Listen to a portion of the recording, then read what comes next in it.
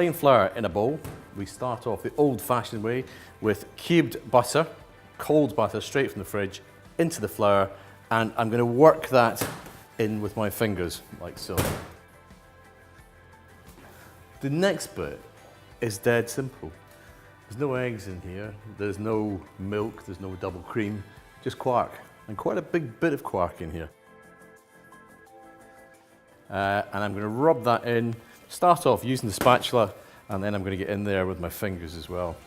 A little splash of water in here, about a tablespoon, just to bring everything together. We don't want to overwork this. We don't want the gluten and the flour to start getting too tight. We want the pastry to be really nice and crumbly. So when it gets to this stage, we're done. So you can see the pastry comes together really nicely. So I'm just going to cover this, pop it in the fridge, and leave it to stand for 15 minutes. A little bit of flour on the board, a little bit of flour on the pastry, and you want to roll this out to the thickness of about a beer mat, maybe sort of 3-4 millimeters.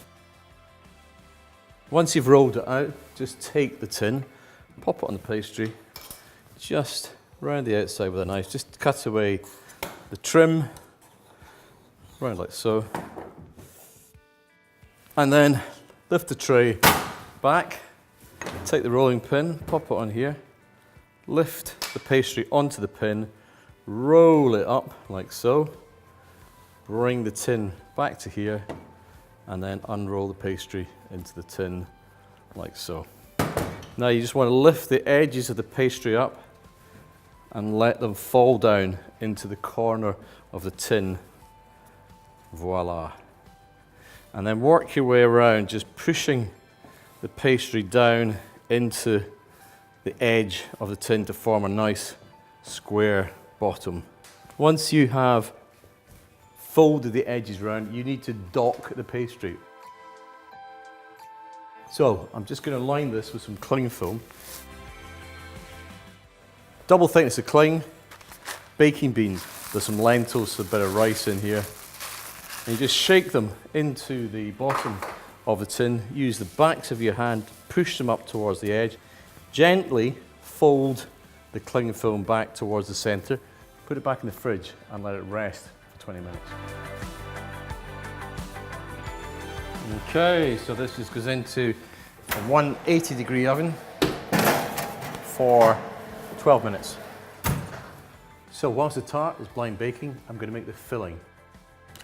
About 15 grams of butter into a little pan in here, and just turn that onto a low heat and let the butter melt.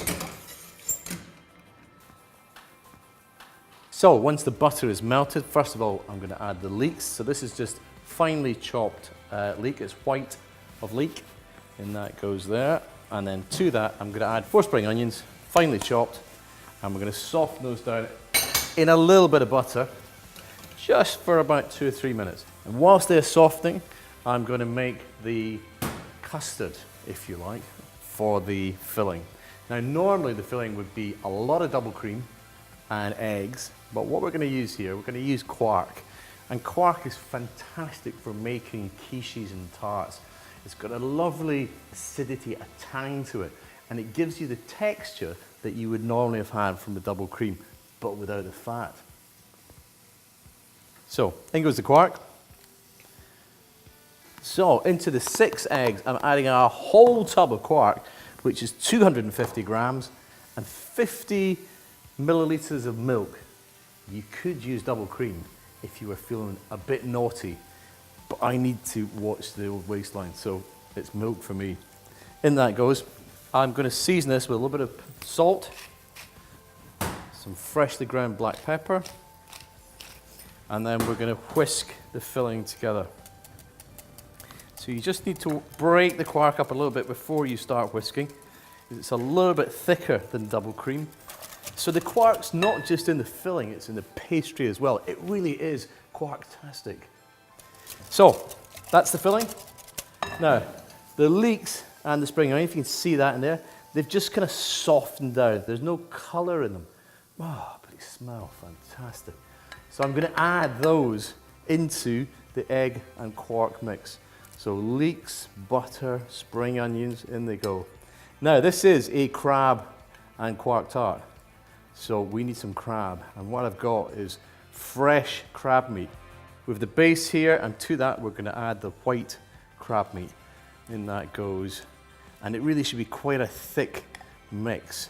Now this actually looks very sinful, but crab, high in protein, quark, double the protein of yogurt or creme fraiche, very low in fat. So actually, this is a very healthy tart. And to finish the seasoning, a little bit of lemon, but not the juice of lemon, because remember, quark has this magnificent acidity. I just want the flavor, the citric character of the lemon. And for that, I'm going to grate some of the zest from the outside of a lemon, because the citrus flavor is in the oil in the top millimeter of the lemon. There we go. And then we're just going to, that lovely lemony hit in there.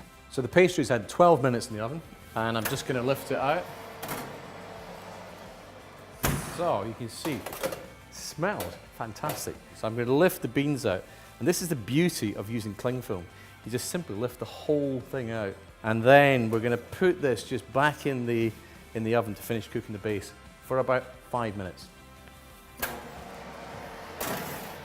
You can see nice and solid on the bottom, cooked through the sides.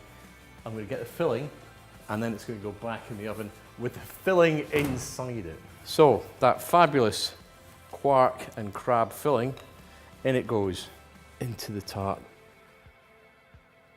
Blind baked base. So I'm just going to press this down. You can see the amount of filling in this. It really is a beautifully dense tart, but it has the fabulous sweetness of the crab, and that's offset by the amazing acidity of the quark. So we reduce the oven temperature to 160 degrees centigrade, and we return the crab tart in its pastry base to the oven for 30 minutes. So to go with the crab and quark tart, I've got a little salad with a quark and horseradish dressing. Very simple. Just take a tablespoon of quark into a bowl and add a teaspoon of horseradish dressing in there. Mix them together. Add a little bit of milk, just a tiny splash of milk to get the consistency of a dressing rather than a paste. In we go. And then season with salt and pepper. So that's a lovely low-fat dressing for salad. You could add anything to it, but I've got some chopped tomatoes, in they go. I've got some thinly sliced red onions, in they go. Not too many, we don't want too much raw onion flavor. I've got some pea shoots, and I've got some watercress. And all we do is just mix all of this up together so the dressing just kind of clings to the outside. This is such a fantastic salad. It's delicious and healthy too. So that's the crab and quark tart. Had 30 minutes in the oven, and I think it's going to be ready to come out. Let's have a look and see. Oh yes, you can see it's just very slightly puffed up on the top. And the way you tell if it's cooked is you tap from the edge towards the center, and if it feels the same way the whole way across, the tart is done. So to trim the pastry away from the edges, just use a blunt object, press down on top of the edge of the tin, and it should just cut through and cleanly take off the overhanging pastry. So to take the tart out of the tin, bowl, put the tart base on there, let go, it should just fall away. Et voila, a perfect crab and quark tart. To serve the tart, you need to cut it into wedges, and the easiest way to do this is to start cutting in towards the center with a down, crunch through the pastry, be bold, and turn it around and then cut at 90 degrees, in again and down, and be bold. So I'm going to cut a nice wedge in here, like so, and then slide my knife in, and lo and behold, a beautiful piece of crab and quark tart. Just nice and warm, and I'm going to serve that with a little salad with the quark and horseradish dressing. Just going to pile a little bit of that up on the side like so. And again, this is just gonna be delicious to eat. So there we have it, a beautiful crab and quark tart, quark pastry as well, and a salad with a quark and horseradish dressing. Altogether, quarktastic, which means low in fat, high in protein, low in salt, and utterly delicious.